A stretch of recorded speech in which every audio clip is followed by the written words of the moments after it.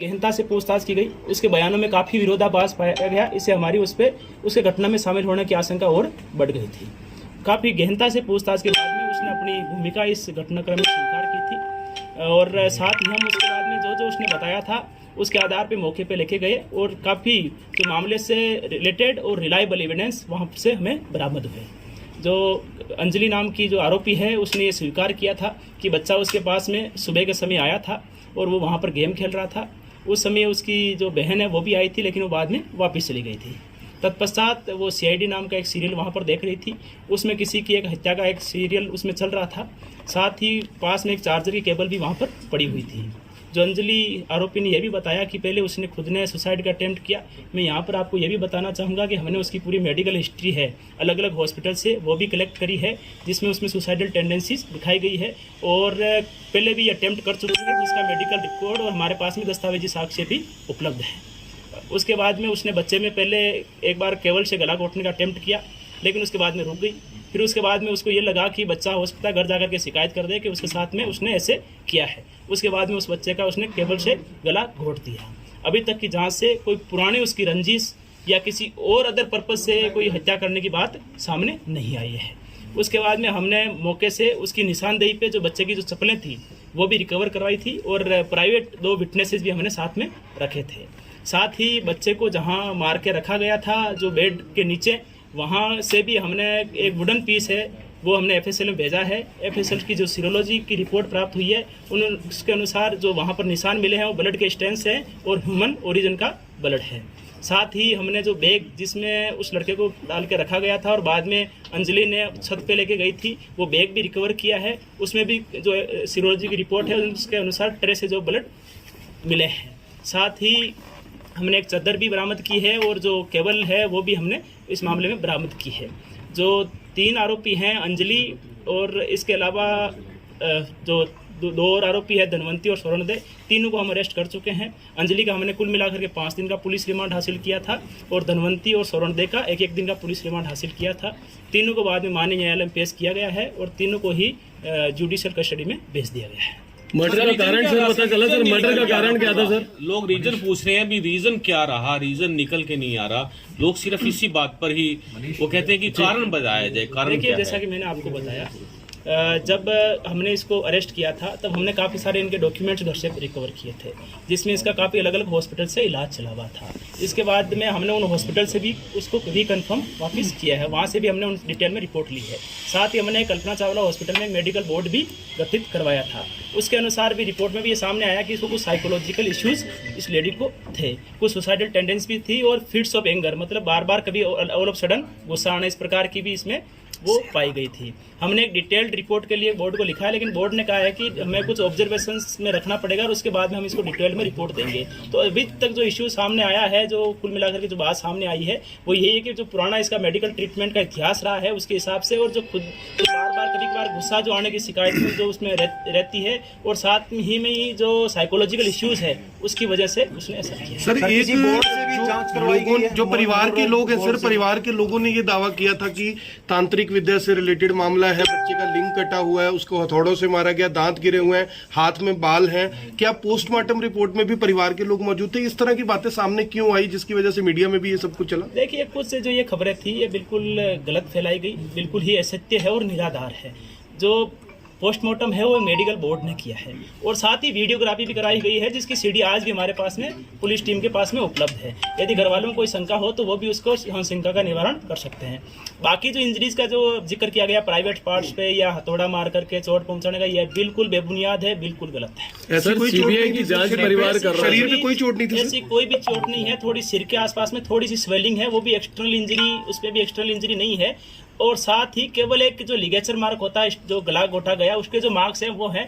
और जो केबल हमने रिकवर करी है, डॉक्टर से हमने ओपिनियन भी ली है, डॉक्टर ने भी अपनी ओपिनियन ये दी है कि जो केबल आपने पुलिस ने जो रिकवर करके डॉक्टर को दिखाई है उससे उस इंजरी के आने की पूरी संभावना है। जो ब्लड था, जो बच्चे का जो ब्लड जैसे कान से निकला है, आंख से निकला है, नाक से निकला है, सर इस बारे में लोग जानना चाहते हैं कि जब बच्चे का गला घोट दिया तो फिर ये ब्लड क्यों निकला? सर देखिए, ये आप अगर किसी भी मेडिकल जो भी विशेषज्ञ है आप इससे ये चीजें पूछोगे तो बिल्कुल वो क्लियर कर देंगे। स्ट्रेंगुलेशन में इस प्रकार के लक्षण होते हैं। सर सीबीआई की परिवार जांच मांग की कर रहा है सर, सीबीआई की जांच की मांग कर रहा है परिवार सर, उसके बारे में क्या कहना चाहते हैं? देखिए, मैं इतना कहना चाहूंगा कि जब तक जांच जिला पुलिस करनाल के पास में है तब तक हम ये इंश्योर करेंगे कि जांच बिल्कुल निष्पक्ष हो, तथ्यों पे आधारित हो, विश्वसनीय और वैज्ञानिक। रिपोर्ट्स आनी पेंडिंग थी, वो रिपोर्ट्स आ चुकी हैं सर जो कल आनी पेंडिंग। देखिए, सीरोलॉजी और कुछ और रिपोर्ट हमारे पास में आ गई है, टॉक्सिकोलॉजी की भी रिपोर्ट आ गई है, डीएनए एग्जामिनेशन की जो रिपोर्ट है वो लगभग हमें उम्मीद है कि साइकोलॉजिकल बोर्ड ने क्या कहा है, वो साइको है, उसे इलाज की जरूरत है। देखिए, उनको हमने पुराना ट्रीटमेंट रिपोर्ट दिखाया था, लेकिन उन्होंने कहा जी इस डिटेल्ड रिपोर्ट देने के लिए हमें कुछ दिन के लिए ऑब्जर्वेशंस पे रखना होता है और उसके बाद में हम अपनी रिपोर्ट देंगे।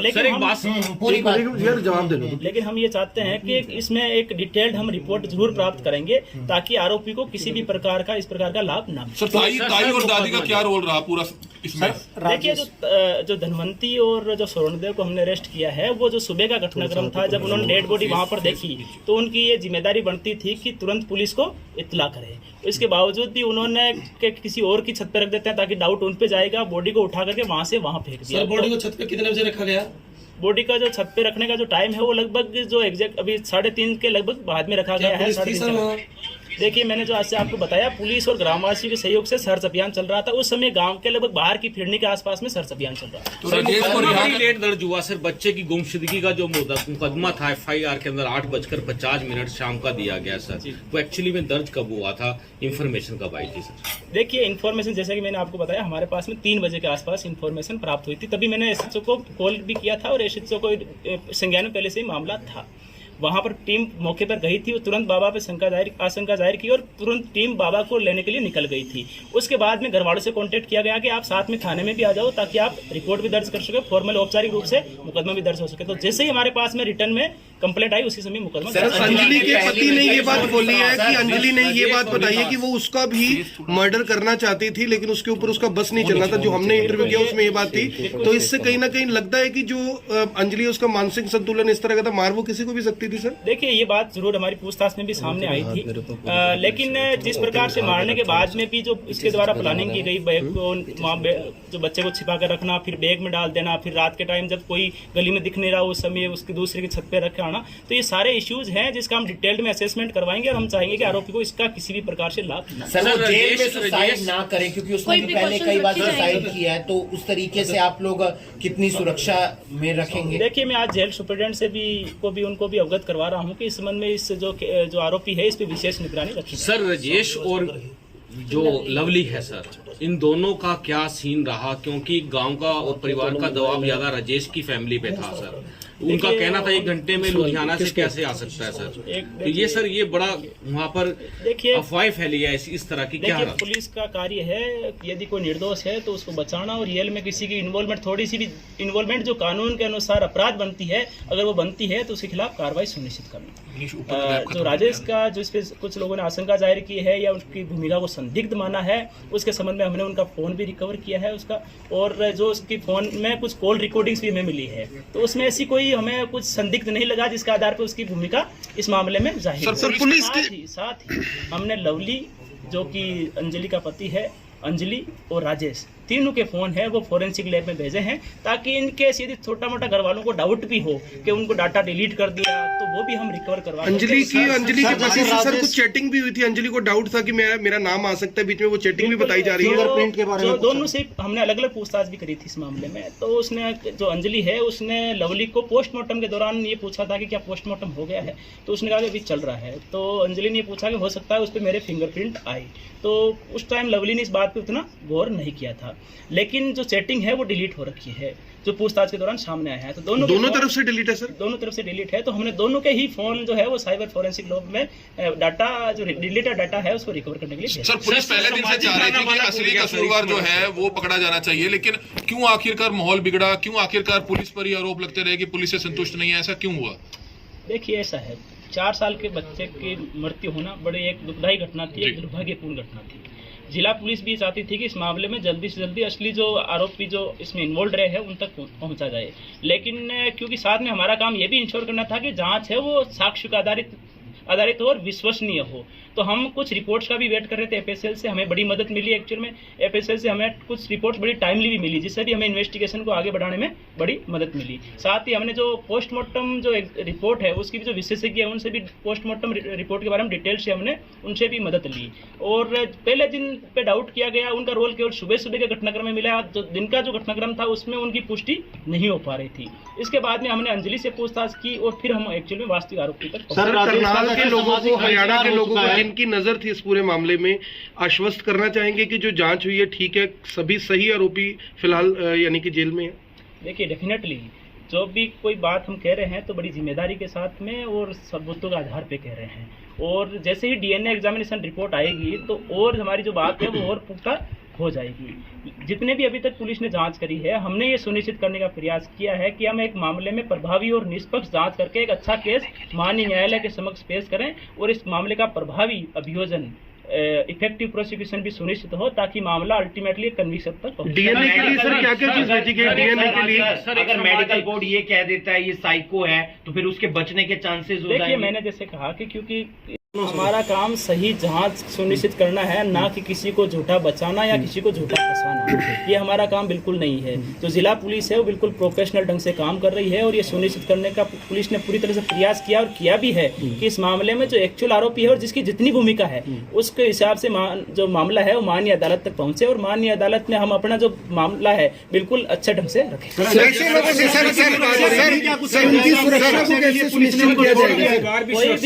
कोई भी पक्ष हो, खासतौर पर पीड़ित पक्ष और कोई भी पक्ष हो, सबकी सुरक्षा सुनिश्चित करना है जिला पुलिस का वैधानिक दायित्व। एनालिसिस करेंगे सर उसका भी? बिल्कुल, हम जो भी यदि हमें कहीं पर भी लगता है थ्रेट असेसमेंट रिपोर्ट के आधार पर कि किसी भी व्यक्ति को खतरा है, चाहे वो पीड़ित पक्ष हो, तो हम ये सुनिश्चित करेंगे कि सबकी सुरक्षा सुनिश्चित। ऐसे लोगों से क्या अपील करेंगे जो आक्रोशित थे और रोड जाम करना जा रहे थे? इस मामले में शुरू से ही परिवारजन भी और आसपास के जो भी लोग हैं और जो समाज के मोजिज लोग भी हैं वो लगातार मेरे से मिलते रहे। मैंने उनको हर बार उनको ये बताने का प्रयास किया है, क्योंकि इन्वेस्टिगेशन 5 तारीख के आसपास में प्रारंभिक चरण में थी। मैंने कहा कि मैं सारा मामला आपको कंक्लूजन तक तब लेके जाएंगे जब आप हमें कुछ समय दोगे। किसी भी मामले में जल्दबाजी करना भी ठीक नहीं रहता, क्योंकि एफएसएल रिपोर्ट्स भी प्राप्त होने बकाया है।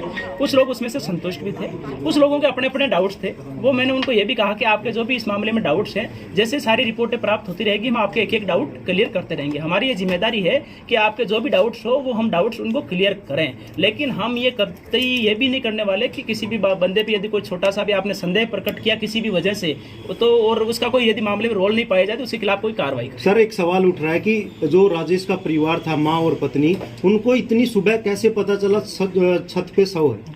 देखिए, इस मामले में जो बात सामने आई थी कि जो अंजलि है वो धनवंती के पास में गई थी और धनवंती ने जब पूछा कि क्या चल रहा है तो उसने ये कहा कि आसपास की जो है वो तो सर्च अभियान पूरा हो चुका है, अब अपने कुछ घर हैं यहाँ के घर वो बाकी रह गए हैं, तो तुम भी अपना आसपास में चेक कर लो। इसी के आधार पे धनवंती है वो ऊपर गई थी। जब ऊपर उसने बच्चा देखा तो उसने वापस आकर के अपनी सास जो कि बैठक से आ रही थी उसको बताया कि अपने जो बच्चा जिसको ढूंढ रहे हैं वो तो अपनी छत पे पड़ा है। उसके बाद में उसकी सास ने कहा कि इस हिसाब से तो हम फंस जाएंगे या लोग हम पे डाउट करेंगे, तो उसने वो अपनी बहू को लेके गई, दोनों ने वहां से बच्चा उठाया और उसके बाद में उसकी सास ने थोड़ा सा आगे ले जाकर के टीम पे। सर, एक ये बात सच है कि जो बेड है, बेड का टुकड़ा एक लैब में भेजा गया जांच के लिए, उसमें खून के स्पॉट मिले हैं और वो एक पुख्ता प्रमाण है इस पूरे मामले में जो अंजलि के घर मामले में। वैसे हमारे पास में काफी सारे रिलायबल और साइंटिफिक एविडेंस है और इसमें जो वुडन पीस जहाँ पर ब्लड स्टेन मिले हैं वो उसी एफएसएल रिपोर्ट है उससे भी पुष्टि हो चुकी है कि वो जो ब्लड स्टेन मिले हैं वो ह्यूमन ओरिजिन के हैं और ब्लड है। वो डीएनए एग्जामिनेशन की जो रिपोर्ट है वो भी मैच करके अगर शाम तक आ जाएगी तो हमारी चीज जो बात है वो और पुख्ता हो जाएगी। अंजलि पर शक कैसे हुआ जब राजेश के परिवार पर शक था? देखिए, इस संबंध में हमारे पास में जो लास्ट सीन जो बोलते हैं कि अंतिम बार बच्चा या जो भी व्यक्ति है जो विक्टिम है वो किसके साथ में देखा गया, तो हमारे पास में जानकारी सामने आई कि अंतिम बार बच्चा है वो अंजलि के पास में देखा गया। सर, अंजलि राजेश और के घर ही क्यों गई? क्या उन्हें भनक थी इस बात की कि इनकी पुरानी रंजिश है? देखिए, ऐसी भी कुछ बातें सामने आई है, वो भी अभी पुष्टि सारी चीजें हम पुष्टि कर लेंगे, लेकिन अंजलि और धनवंती जो है वो आपस में एक दूसरे घर पर वैसे आती जाती रहती थी। तंत्र विद्या का तो कुछ नहीं निकला सर इसमें। देखिए मामला कोई तंत्र विद्या से या इस प्रकार की कोई जो भी बातें आई थी वो सामने उससे कोई जुड़ा आखिरी सवाल है सर, CIA 2 ने जांच की, दबाव काफी था, मीडिया का भी प्रेशर था, लोग भी प्रदर्शन कर रहे थे, CIA 2 के लिए कुछ कहना चाहेंगे? मर्डर का काफी एक किस्म से ब्लाइंड देखिए इसमें जो ASP इंद्री है, हिमाद्री कौशिक जो IPS हैं, उनके नेतृत्व में एक SIT का मैंने गठन किया था जिसमें CIA 2 से इंस्पेक्टर मोहनलाल भी थे और मैंने वेरी फर्स्ट डे से यही मेरी तरफ से निर्देश थे कि इस मामले में ये सुनिश्चित किया जाए कि कोई भी निर्दोष चाहे कितने ही दबाव क्यों ना हो फंसे ना, और यदि जिसका जितना भी इन्वॉल्वमेंट है, जिस सीमा तक इन्वॉल्वमेंट है जो कानून के अनुसार दंडनीय अपराध है, उसके हिसाब से उस पर जरूर कार्रवाई होनी चाहिए। तो हमारी जो SIT टीम है उसने रात दिन ये मेहनत करके निश्चित तौर पे इसमें काफ़ी अच्छी इन्वेस्टिगेशन सुनिश्चित की है और आगे भी ये इंश्योर करेंगे कि जो मामला कोर्ट तक पहुंचे तो एक पुख्ता केस हमारा। अब कोई आरोपी नहीं है सर जिसकी गिरफ्तारी होनी है? देखिए अभी तक की जांच के अनुसार नहीं है, लेकिन फिर भी अभी कुछ रिपोर्ट्स और साथ में जो साइबर फोरेंसिक लैब में जो मोबाइल भेजे हुए हैं उनकी रिपोर्ट भी। तो क्लीन चिट किसी को नहीं है सर अभी अंडर? देखिए मामला भी अनुसंधान अधीन है। जब चालान एक्चुअली में हमारा तैयार होता है तब हम कुल मिलाकर ये कहते हैं कि जब हमारे मामले में जांच पूर्ण हो गई है। साथ के साथ ही मैंने DC साहब से ये भी रिक्वेस्ट की है कि हरियाणा सरकार ने जो चिन्हित अपराध आइडेंटिफाइड जो क्राइम उसकी स्कीम चला रखी है तो उसमें भी इस केस को इंक्लूड किया जाए। उससे ये क्योंकि उसमें डिस्ट्रिक्ट अटॉर्नी DC और SP उसमें सदस्य होते हैं तो हम ये उसका केस का रिव्यू करते रहते हैं ताकि मामले का कोर्ट में जाने के बाद में भी गवाही जल्दी हो और मामला जल्दी। अंत में कुछ अपील करना चाहेंगे आप? जी अपील करना चाहेंगे कुछ समाज से, कुछ अपील करना चाहेंगे? देखिए मैं जितने भी करनाल वासी या जितने भी इस मामले से जुड़े हुए लोग हैं मैं सभी से रिक्वेस्ट करना चाहूँगा, अनुरोध करना चाहूँगा कि इस मामले से जुड़ी हुई कोई भी भ्रामक असत्य या निराधार खबरें प्रसारित ना करें। इससे हमारी अनावश्यक रूप से इन्वेस्टिगेशन भी बाधित होती है और कानून व्यवस्था की स्थिति भी बिगड़ने की आशंका रहती है। पुलिस के द्वारा जो भी बयान दिए जा रहे हैं उसको ही प्रामाणिक और पुख्ता माने। जिला पुलिस ये सुनिश्चित करने का 100% इंश्योर कर रही है कि इस मामले में जांच बिल्कुल निष्पक्ष, उचित और त्वरित हो। सर करनाल के SP ये कोशिश करेंगे कि मामला फास्ट ट्रैक कोर्ट में चले, बच्चे को न्याय मिल सके जल्द से हम जल्द? इस मामले में जल्दी से जल्दी इन्वेस्टिगेशन कंक्लूड करने की कोशिश कर रहे हैं। हम ये सुनिश्चित करने का प्रयास करेंगे।